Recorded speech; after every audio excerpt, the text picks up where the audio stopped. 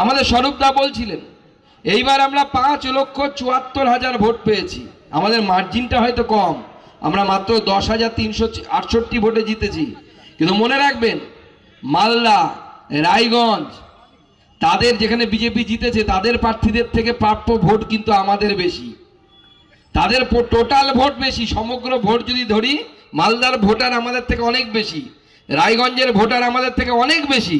কিন্তু তবুও বালুরঘাটবাসী, বালুরঘাট লোকসভাবাসী 5,74,000 ভোট যে দিয়েছে, সেই ভোট লড়াই করে তারা দিয়েছে এই জন্য যে নরেন্দ্র মোদীকে এখান থেকে জেতাতে হবে, পদ্ম ফুল ফোটাতে হবে এবং এই চোরেদেরকে হারাতে হবে।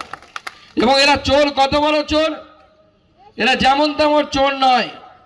আপনারা মনে রাখবেন, গোটা দিল্লি এবার বালুরঘাটের দিকে তাকিয়েছিল, সবাই অবাক হয়ে যাচ্ছে।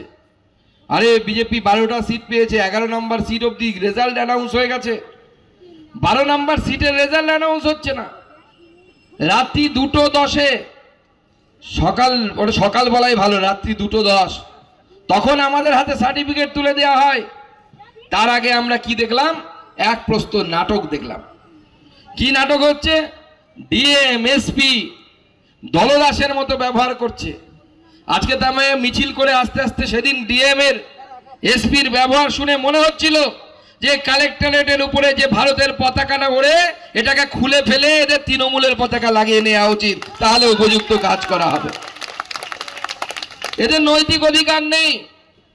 গণনা হয়ে গেছে, আমাদের হিসেবে আমরা একটু বেশি ভোটে জিতেছিলাম। প্রশাসন বলছে না, আপনারা 10,000-এর মতো ভোটে জিতেছেন। আমরা বললাম ঠিক আছে, তাই সই, আপনারা সার্টিফিকেট দিন। বলছেন না, সার্টিফিকেট দেওয়া যাবে না। অ্যানাউন্স হওয়া বন্ধ হয়ে গেল। আপনারা যারা কাউন্টিং এজেন্ট ছিলেন, অনেকেই ছিলেন তো কাউন্টিং এজেন্ট হিসেবে, অনেকে ছিলেন, কিন্তু আমি শুধু কাউন্টিং এজেন্টদের নয়, তাদেরকে ধন্যবাদ জানার বাইরে প্রায় 1,000-এর উপরে মানুষ তারা বাইরে অপেক্ষা করছিল যে সুকান্ত মজুমদারকে জিতাতে হবে, বিজেপিকে জেতাতে হবে। অনেকে ওই হাউজিং এর মধ্যে ঘাসের উপরে বসেছিল, বসার জায়গা পাচ্ছিল না বলে।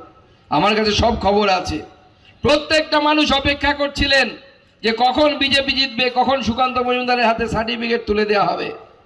কিন্তু প্রশাসন যে রাউন্ডের পর তৃণমূল হারতে শুরু করলো, মাইকে আর রেজাল্ট অ্যানাউন্স করা বন্ধ করে দিল। মুখ্যমন্ত্রী তিনি কলকাতা থেকে ঘোষণা করে দিলেন, প্রেস কনফারেন্স করলেন। আপনারা হয়তো টিভি দেখার সুযোগ পাননি। ভোট গণনা চলছে, গণনা শেষ হয়নি, আমরা এগিয়ে আছি।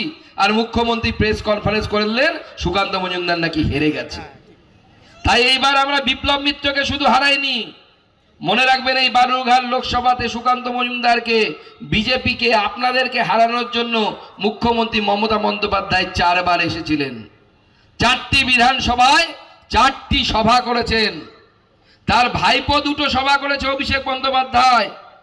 তাই দক্ষিণ দিনাজপুর জেলাবাসী বালুরঘাট লোকসভাবাসী শুধু বিপ্লব মিত্রকে হারায়নি, মমতা বন্দ্যোপাধ্যায়কে হারিয়েছেন, মমতা বন্দ্যোপাধ্যায়ের ঔদ্ধত্যকে হারিয়েছেন এবং এখান থেকে আমরা তৃণমূলকে পরাজিত করেছি।